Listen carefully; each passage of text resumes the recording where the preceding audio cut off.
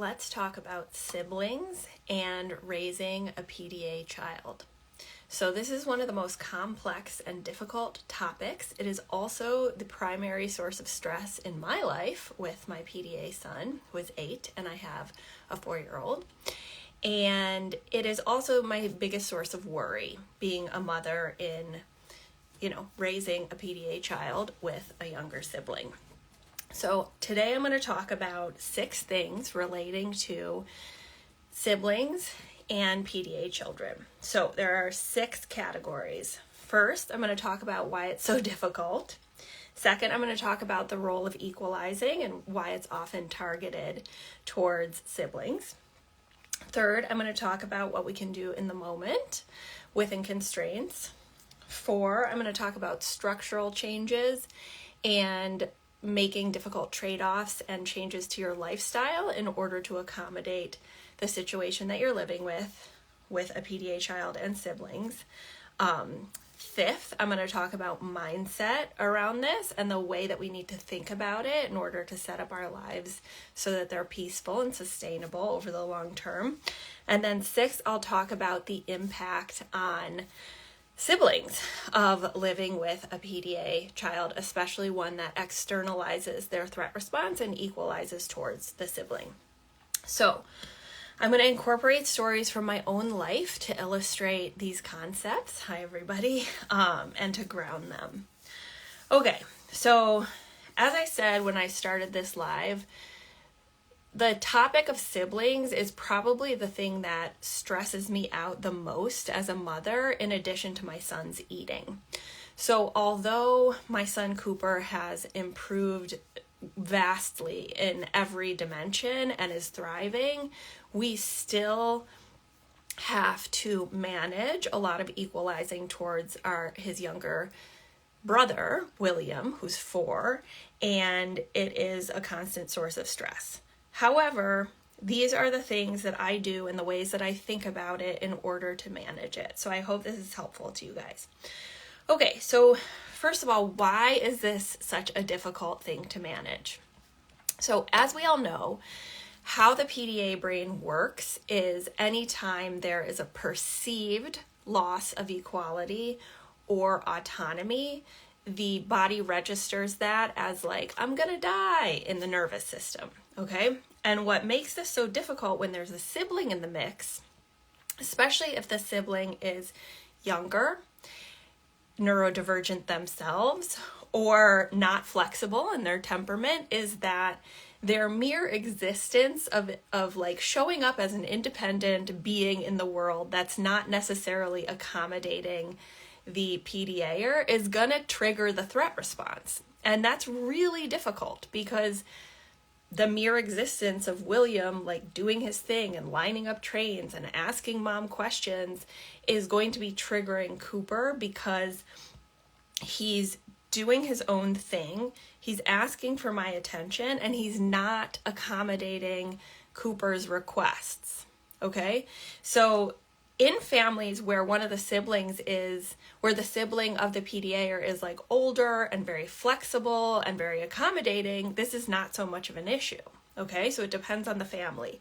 But my son, Cooper, did not equalize against William when he was younger as much as an infant, as a 2-year-old, because he was not taking up space with his own personality, having independence, and sort of reacting to Cooper in the play scenario. But around about 2.5, things really got difficult because William's personality started coming out, and he wouldn't just allow Cooper to take his toys, or he wouldn't just let Cooper destroy his things, right? And so the reaction would be one of provoking a threat response in my older son, who's PDA.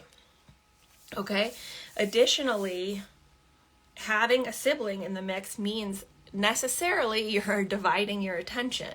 And what we know about PDA children is that one of the 5 features is that they need your undivided attention and signals of safety due to their nervous system disability. So having 2 children or more is going to make it impossible to constantly co-regulate and signal safety and provide undivided attention. So it's going to escalate the threat response.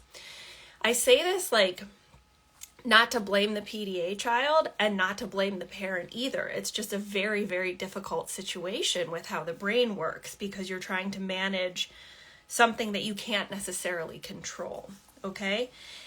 So as I said before, it can get harder depending on like the developmental stage, the temperament, the neurotype of the sibling, right? So like William is more anxious, has more rigidity to his thinking. He likes things organized. He likes to line up his trains. And so when my older son will equalize, he'll walk by and like kick the trains accidentally. And then it just turns into this huge escalation.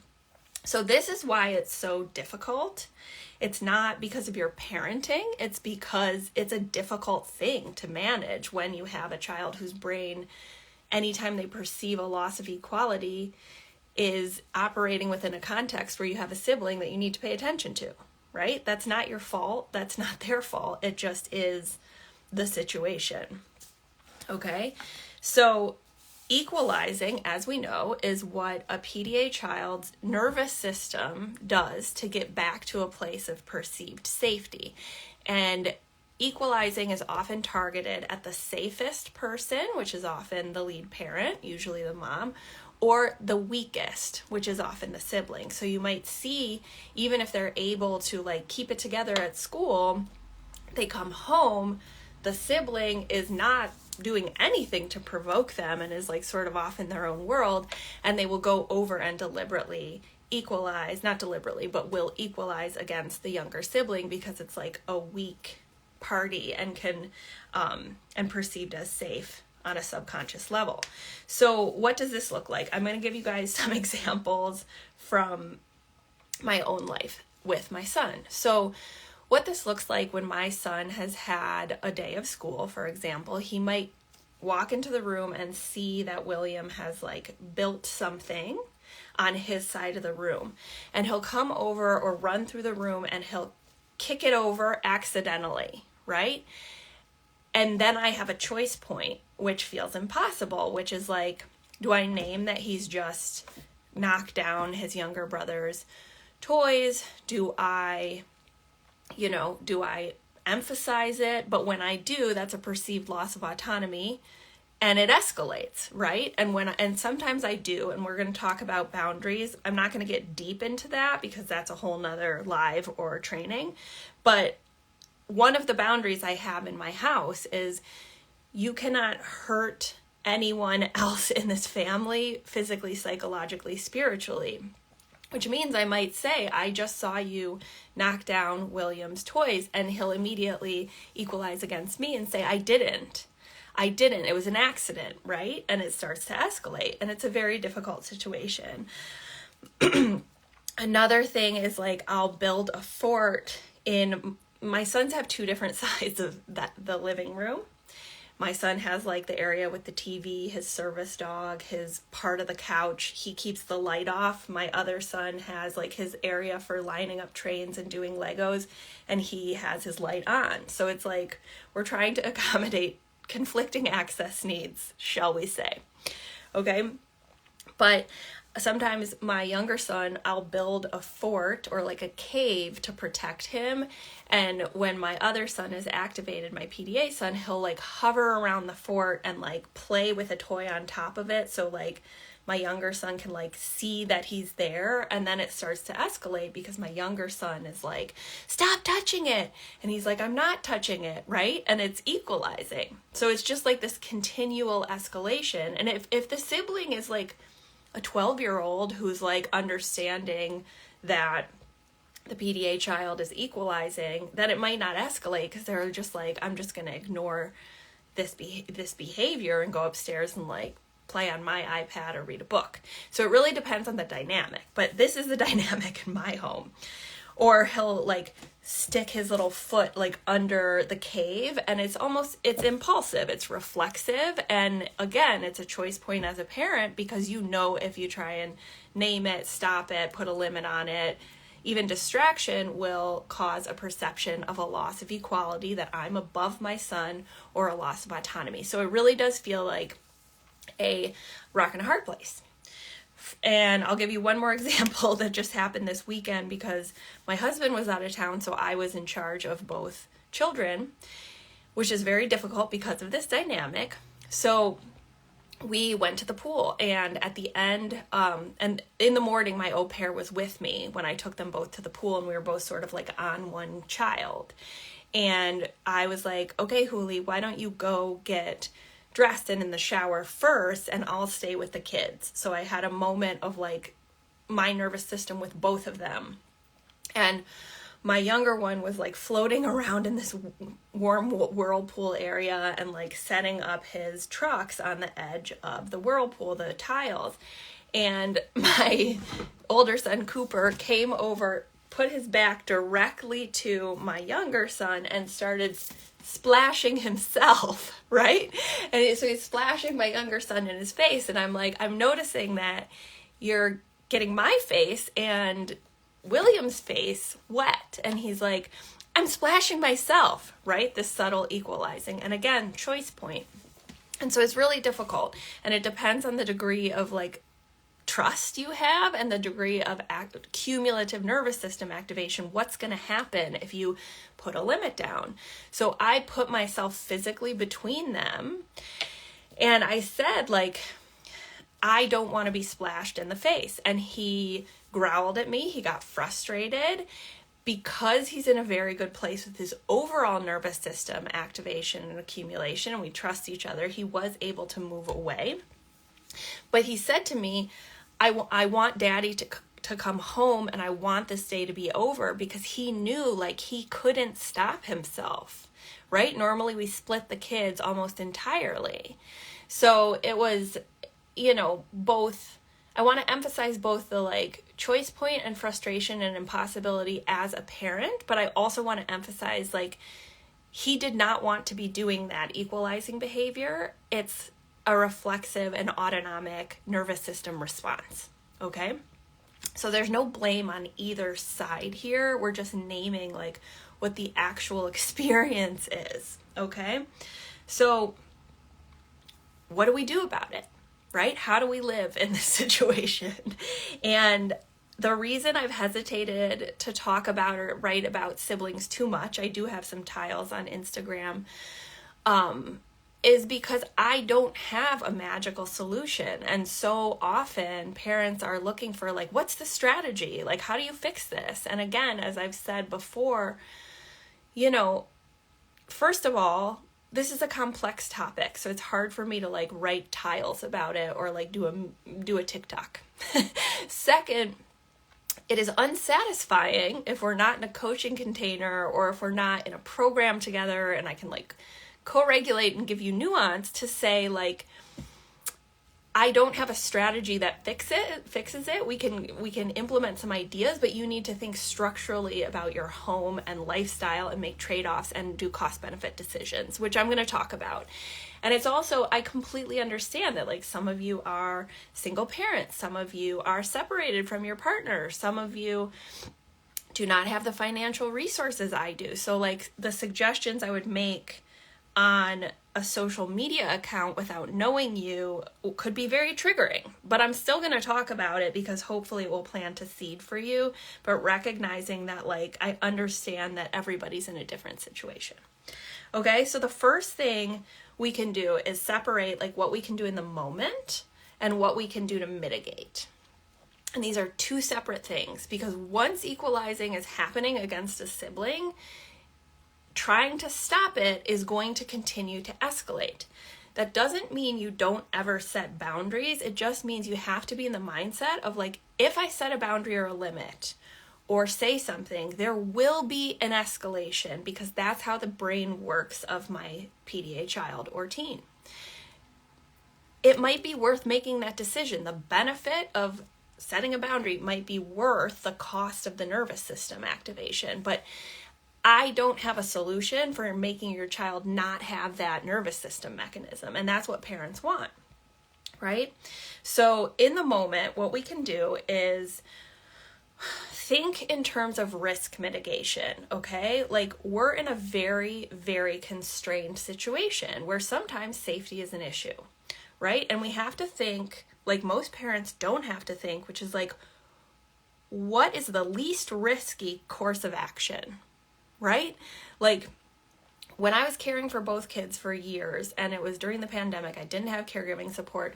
There were moments when like I would have to decide between like, do I go after my screaming 1.5-year-old who's climbing up the stairs, or chase my PDA son out the front door because he's in full-on flight and running like into the street, right? And I often chose the PDA child because it was more dangerous in the street. But like, that sucks. It sucks to have to make that decision, but many parents that I've worked with face those decisions, and I'm naming them because like I don't have some magical strategy that like prevents that unless you have extra caregiving support, right? Except for working over the long term through a connection and accommodation approach, which takes months, sometimes years, okay? But allowing yourself to think in terms of risk mitigation.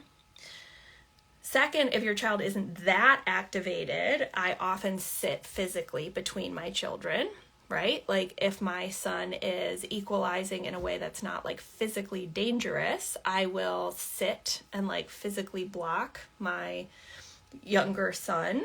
Or at the pool, I physically put myself between them. But again, there's a cost to that because while I'm physically between the two children, I can't be like doing dishes or folding laundry because you're caregiving, right? You're not just parenting. And this is really important to understand. So you like stop the blame and guilt and shame of like the degree to which you have to be caregiving, right? When things are not super escalated, and this weekend is a good example, I will incorporate myself into play in a way that's actively mitigating harm. So like, for example, my older son, PDA, really likes intense sensory input. So a game we play in the basement is like, he'll stand across from me and I have these like blocks that are soft and I'll throw them at him and he'll punch them or he'll let him hit him and then he'll kick them back to me. My 4-year-old, I'm like behind him. He has like a shield of a big sort of like pillow block.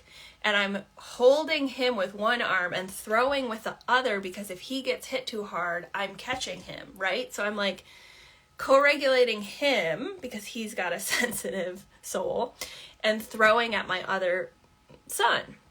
This can work because my older son is actually in quite a good place and he's not like, do it faster, stop. Like the fact that I'm sort of paying attention to both is not activating him. Other times during the weekend, I had to like place my younger son behind a wall so he could line up trains and then throw things at my older son, right? So like, this is not a plug and play situation. And I'm sure many of you know that, but like often, and I'll just speak from experience, like for so long, I was just like, why can't my son play independently? Right? Like, why can't I go cook dinner or like make a phone call while they're playing in the afternoon? Because that's what everyone else around me's kids do.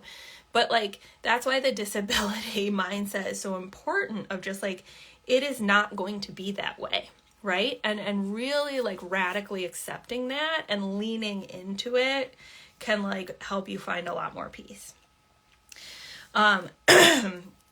And then sometimes I do set boundaries, right? Like, and then I'm ready to de-escalate with the PDA child. Now, thankfully, his response is often running upstairs to his room instead of like coming after us. But that has taken years to get to the place where he is not attacking, right? And that is the like whole premise of this podcast, social media, the programs I run is an accommodation, supportive, child-led, relationship-based approach, but it takes years, right? It's not like a do this and then it's fixed, okay?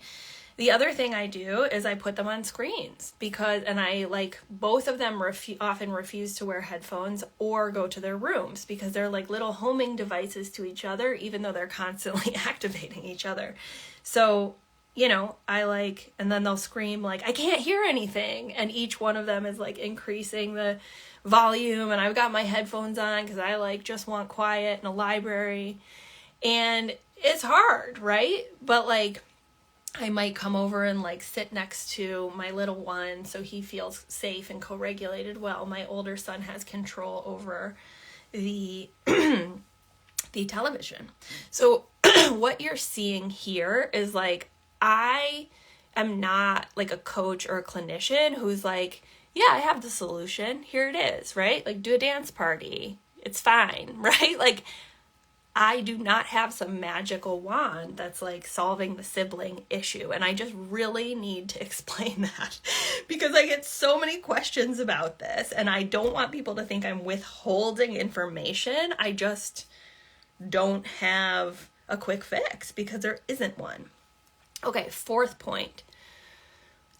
If you're doing all of these things, or if you're early in your PDA journey, sometimes it's not enough to use in the moment strategies. And this is when we need to pan out and really ground down into the fact that you're raising a child with a complex nervous system disability that you can't change in the moment, right? And so if the escalation is so high or the siblings are in danger, we really need to start thinking about having more caregivers involved. And as I said before, I understand there's constraints. Not everybody can manage this financially, logistically, but I work with a lot of families who get stuck in the shoulds. I should be able to take care of both my kids. I should be able to handle it. I should be able to leave my children with one caregiver. It's not the case, right? It's often not the case. I find it extremely difficult to manage both my children. That's why this past 5 days was so intense for me. I do not expect my au pair to do something that I find difficult, for example, right? But I do have her in-house so that if my kids are off from school, I take the day off of work and we both caregive, right? And this means structurally, I can't go back to a job like I had before, or my husband has to quit his. So these are structural constraints, and we have to think about whether it's enlisting a neighbor, a grandparent, a caregiver, a spouse to be present in the moments when both children are equalizing or escalating, because it is not possible to caregive and parent at the same time for siblings that are constantly activating each other. Okay? So I plant that seed for you, and also to help you understand that, again, I am struggling with this too, right? And it's not because, I am here to help you not fix it, but figure out ways to find peace in your life, which means really wrapping your mind around financial trade-offs, cost-benefit decisions, and figuring out a way to make this long-term sustainable, because it might take months or years to get the equalizing down to a point where it's safe. Okay, fifth point, and I started talking about this already. Realizing the truth of what I just said brings up grief, resentment, anger, and rage. Why? Because you didn't want to have to make those decisions. I didn't want to make those decisions. I didn't want to leave my job. I didn't want to move from DC necessarily.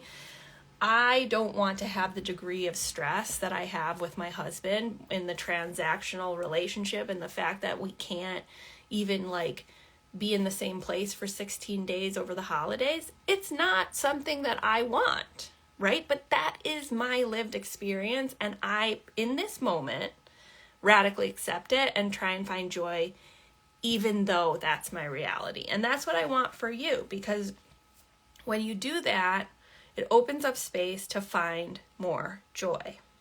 Okay? Finally, impact on the sibling. Okay, so there's 5 things I want to say here, and then I'm going to sign off because this has been a long live, and you can catch it on the podcast as well.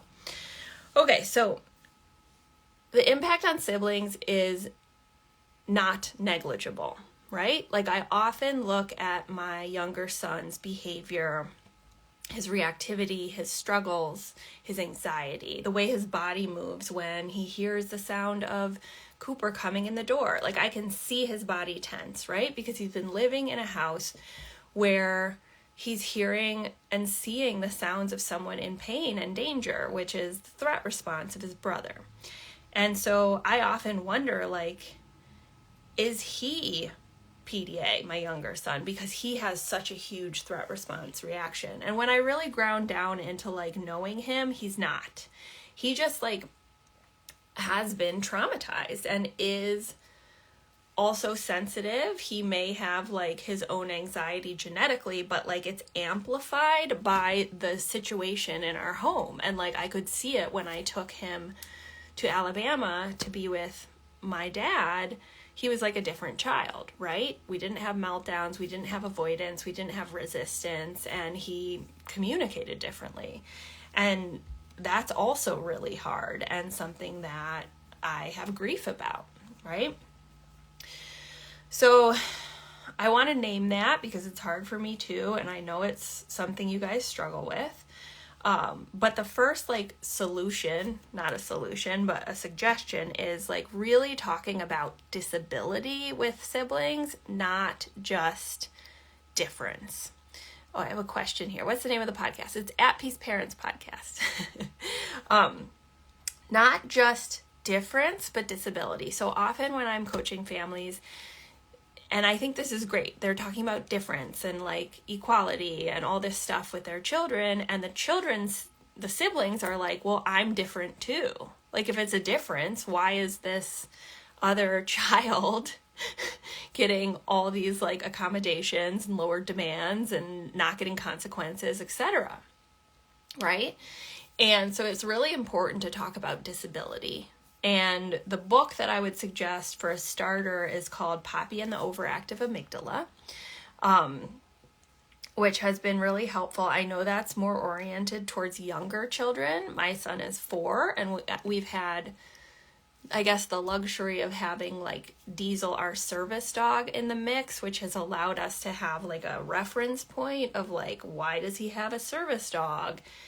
And I talk a lot about disability and how his brain works. But my younger son still struggles of like, why does Cooper do this? Why is Cooper so mean to me, right? So it's an ongoing conversation. It's something I'm always thinking about. Another reason that we separate the kids most of the time, they're almost never with just one caregiver, is because even if my younger son is not getting physically hurt, he's psychologically being impacted, right? And so I try and, at this point in our journey, I spend most of the weekend with my younger son, just the two of us, and my husband takes my PDA son. And that's when I like fill him up with love and attention and focus on him. Excuse me. I also want to emphasize that and my husband said this to me early in the journey, and I hope it's helpful to you, when I was like crying in bed of like, I'm traumatizing both my kids. He was like, Casey, we're raising a child with a disability, so it's going to impact William. Like just like it would, hi everybody, just like it would if we had a child with Down syndrome or chronic illness or diabetes or something like that. Like there is an impact on the sibling, and it's not going to be what you expected. You expected to have a healthy or neurotypical child. And that mindset shift really alleviated some of my own guilt, because I could feel like I belonged to a group of other parents in the world, even if I don't know them personally, who are dealing with constraints where they have to go to the hospital in the middle of the night, and a neighbor might come over and the younger kid wakes up and the family's at the hospital. All of these things impact siblings, but we are belonging to a different group of parents than who we often compare ourselves to, right? And And so I look to that space, like the disability space outside of neurodiversity and PDA, to understand that like I'm not alone in this, even if it doesn't look the same. And like we're all doing our best within the constraints that we face. And then finally, like in terms of the impact on siblings, is like the discussion of boundaries, and boundaries being something you decide not in the heat of the moment. It's not like I'm reacting out of fear or anger or like my own nervous system. It's something that you decide beforehand, before the heat of the moment. And I have a whole workshop on that. That's just $25 if you guys want to check it out, because that's like a whole nother discussion. But for our family, primarily the boundaries are around siblings. My younger son, right? So I allow a lot of equalizing verbally against me that I don't let go for my younger son. And the cost of that is nervous system activation and then de-escalation as an accommodation. So I also say that to like give you some permission to think strategically and long-term about like how your family system works, and it will be different than mine. But, you know, lower demands doesn't mean chaos or like you never ever set a boundary. At least that's my perspective in this space. All right, everybody. I hope that was helpful. I finally talked about siblings in a nuanced way. And you can catch it on the podcast at Peace Parents. All right, everybody. Thanks so much. Bye.